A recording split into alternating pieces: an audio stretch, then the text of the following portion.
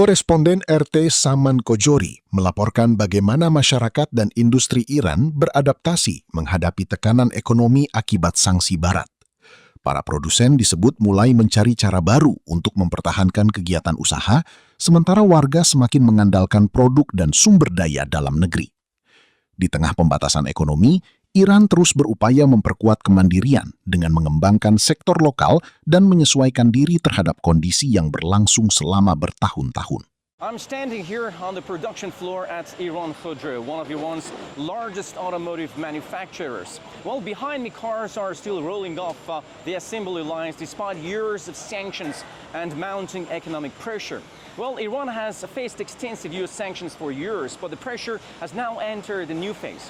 Following the U.S.-Israeli war on Iran, supply chains have faced additional disruption, while restrictions on maritime traffic around the Strait of Hormuz have made the movement of goods even more difficult. And Washington has already launched what President Trump calls the most crushing economic operation ever against Iran. Well, for an industry dependent on suppliers, raw materials, technology, and transportation, that creates a serious challenge. Well, the pressure has also reached parts of Iran's industrial infrastructure, including steel facilities that are important to the wider manufacturing chain. And yet inside Iran Khodro, the production lines are moving. Vehicles are being assembled, workers are at their stations, and cars continue to come off the line. So how much of this production can Iran sustain domestically, and how much still depends on the outside world? Inside Iran Khodro, producing a car means coordinating thousands of components and a wide network of suppliers. But behind every finished vehicle is a much larger industrial chain, from steel and raw materials to components and final assembly. Years of sanctions have pushed Iranian manufacturers toward greater localization, developing domestic suppliers and replacing imports wherever possible. The vehicles that we're currently producing are actually more than 90% locally manufactured. I should point out that the supply chain with the network of parts manufacturers we have allowed this process to continue. That doesn't mean the sanctions or the war haven't had an impact. They have. They've certainly created some shocks and disruptions at various points.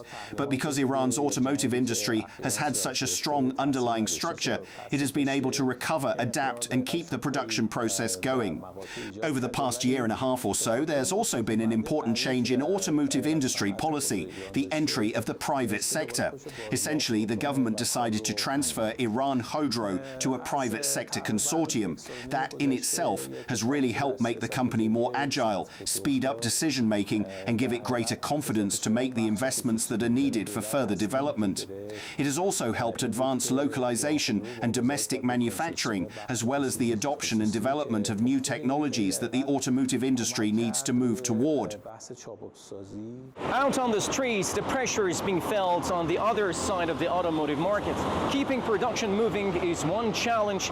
Finding customers who can still afford the vehicles is another. Inflation, rising car prices, and weaker purchasing power have made it harder for many households to pay for the vehicle upfront. But demand has not disappeared. Instead, the way people buy cars is changing. On the unofficial market, a growing number of digital platforms and private dealers are offering installment-based payment options, allowing customers to spread the cost of a vehicle over time.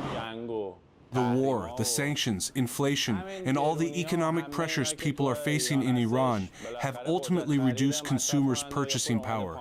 That's why more and more people are turning to installment plans and check-based payments. They might pay part of the price up front and the rest through 5, 6, 10, or even 11 monthly checks, depending on the situation. They're choosing these payment options because they want to be able to afford a vehicle, to become car owners. We're also trying to do whatever we can to make that possible for them. At the end of the day, in the middle of all these sanctions and this war, we're just trying to make a living, keep the market moving, and make sure buying and selling can continue. Our livelihoods depend on these transactions. That's really the only thing we can do to support our customers and help people get through these difficult times. And the pressure does not end with the sale of a car. It continues when vehicles need parts and repairs. The UAE has been one of Iran's major trading and re-export hubs, including for automotive parts. But just days ago, the UAE announced a suspension of all trade, commercial exchanges, and financial transactions with Iran until further notice. That creates another obstacle for a market that has long relied on the UAE as a gateway to international goods. Yet repair businesses here say they're still finding ways to source the parts they need through domestic suppliers, alternative routes and imports. The parts can be found.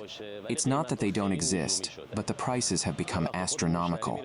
Sometimes the customer goes looking for a particular part and can't find it. But because we've been active in the market for a long time and have a lot of procurement experience, we ask around, check with different suppliers, and eventually manage to find the part.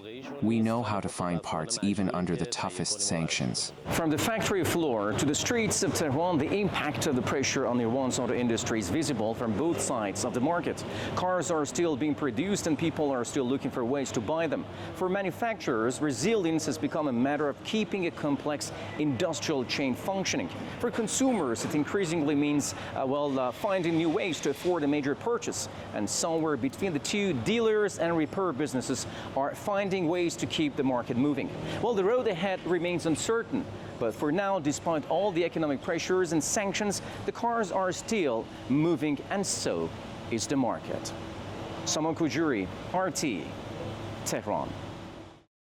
Jelajahi cara baru mendapatkan informasi. Download MetroTV Extend sekarang.